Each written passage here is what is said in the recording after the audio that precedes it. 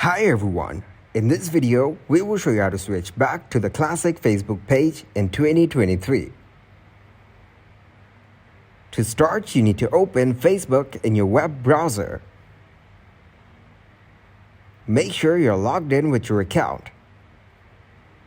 Now click on your pages and profiles.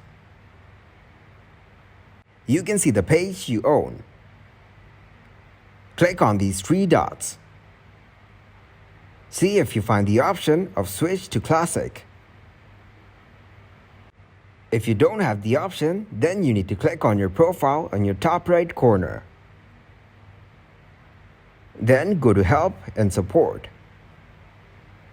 Here you need to click on Report a Problem. Click on Help us improve Facebook.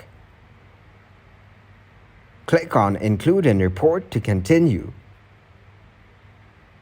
Select the relevant option from the list and continue.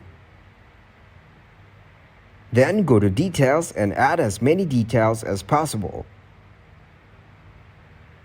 Once you're done, click on Submit to send your report.